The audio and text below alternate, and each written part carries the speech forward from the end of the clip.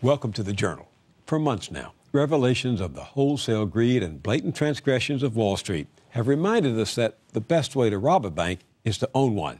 In fact, the man you're about to meet wrote a book with just that title.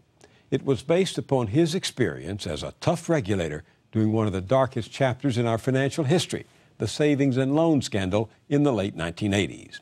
These numbers, as very large as they are, vastly understate the problem of fraud. Bill Black was in New York this week for a conference at the John Jay College of Criminal Justice where scholars and journalists gathered to ask the question, how do they get away with it? Well, no one has asked that question more often than Bill Black. The former director of the Institute for Fraud Prevention now teaches economics and law at the University of Missouri, Kansas City. During the savings and loan crisis, it was Black who accused then House Speaker Jim Wright and 5 U.S. senators, including John Glenn and John McCain, of doing favors for the S&Ls in exchange for contributions and other perks. The senators got off with a slap on the wrist, but so enraged was one of those bankers, Charles Keating, after whom the Senate's so-called Keating Five were named, he sent a memo that read in part, "Get Black, kill him dead." Metaphorically, of course. Of course. Now he's focused on an even greater scandal, and he spares no one, not even the president he worked hard to elect, Barack Obama. But his main target are the Wall Street barons who are heirs of an earlier generation whose scandalous rip-offs of wealth back in the 1930s earned them comparison to Al Capone and the mob, and the nickname banksters. Bill Black, welcome to the Journal. Thank you. I was taken with your candor at the conference here in New York to hear you say that this crisis we're going through, this economic and financial meltdown, is driven by fraud. What's your definition of fraud? Fraud is deceit. And the essence of fraud is I create trust in you, and then I betray that trust and get you to give me something of value. And as a result, there's no more effective acid against trust than fraud, especially fraud by top elites. And that's what we have. In your book, you make it clear that calculated dishonesty by people in charge is at the heart of most large corporate failures and scandals, including, of course, the S&L. But is that true? Is that what you're saying here, that it was in the boardrooms and the CEO offices where this fraud began? Absolutely. How did they do it? What do you mean? Well, the way that you do it is to make really bad loans because they pay better. Then you grow extremely rapidly. In other words, you're a Ponzi-like scheme. And the third thing you do is we call it leverage. That just means borrowing a lot of money. And the combination creates a situation where you have guaranteed record profits in the early years. That makes you rich through the bonuses that modern executive compensation has produced. It also makes it inevitable that there's going to be a disaster down the road. So you're suggesting or saying that CEOs of some of these banks and mortgage firms, in order to increase their own personal income, deliberately set out to make bad loans? Yes. How do they get away with it? I mean, what about their own checks and balances in the company? Or what about their accounting divisions? All of those checks and balances report to the CEO. So if the CEO goes bad, all of the checks and balances are easily overcome. And the art form is not simply to defeat those internal controls, but to suborn them, to turn them into your greatest allies. And the bonus programs are exactly how you do that.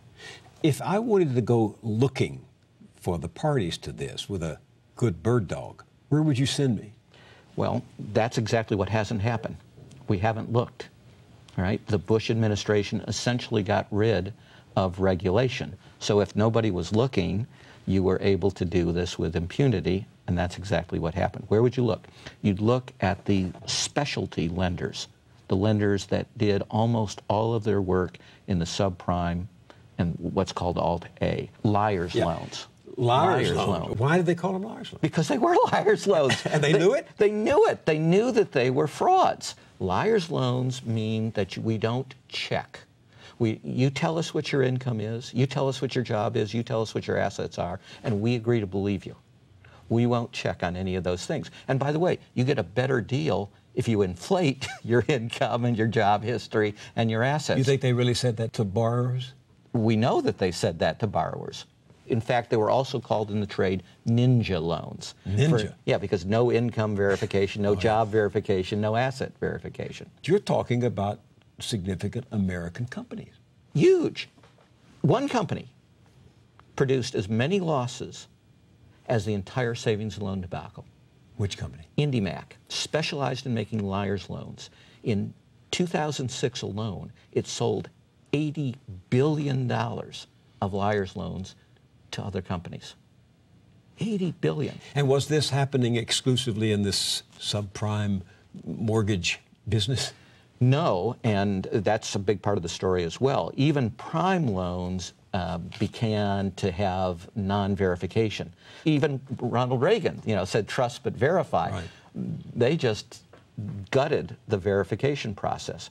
We know that will produce enormous fraud under economic theory, criminology theory, and 2,000 years of life experience. Is it possible that these complex instruments were deliberately created so swindlers could exploit them? Oh, absolutely.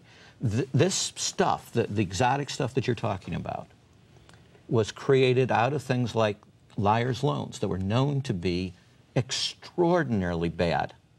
And now it was getting AAA ratings.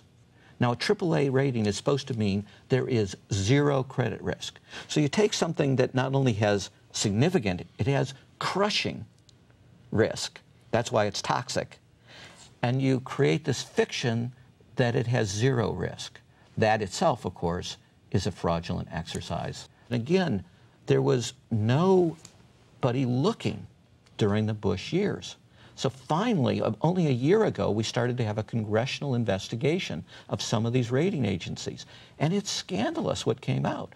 What we know now is that the rating agencies never looked at a single loan file. When they finally did look, after the markets had completely collapsed, they found, and I'm quoting Fitch, the smallest of the rating agencies, the results were disconcerting in that there was the appearance of fraud in nearly every file we examined. So if your assumption is correct, your evidence is sound, the bank, the lending company created a fraud, and the ratings agency that is supposed to test the value of these assets knowingly entered into the fraud. Both parties are committing fraud by intention. Right, and the investment banker that we call it pooling, puts together these bad mortgages, the liar's loans, and creates the toxic waste of these derivatives. All of them do that. And then they sell it to the world, and the world just thinks that because it has a AAA rating, it must actually be safe. Well, instead, there are 60 and 80% losses on these things because, of course, in reality, they are toxic waste. You're describing what Bernie Madoff did to a limited number of people, but you're saying it's systemic, a systemic Ponzi scheme. Oh, Bernie was a piker. He doesn't even get into the front ranks of a Ponzi scheme. But you're saying our system became a Ponzi scheme. Our system Our financial system. A Ponzi scheme. Everybody was buying a pig in the poke, but they were buying a pig in a poke with a pretty pink ribbon, and the pink ribbon said AAA. Is there a law against liar's loan? Not directly, but there are, of course, many laws against fraud, and liar's loans are fraudulent. Because? Because they're not going to be repaid and because they have false representations. They involve deceit, which is the essence of fraud. Why is it so hard to prosecute? Why hasn't anyone been brought to justice over this? Because they didn't even begin to investigate the major lenders until the market had actually collapsed, which is completely contrary to what we did successfully in the savings and loan crisis, right? Even while the institutions were reporting they were the most profitable savings and loan in America, we knew they were frauds and we were moving to close them down. Here, the Justice Department, even though it very appropriately warned in 2004 that there was an epidemic of mortgage fraud, the FBI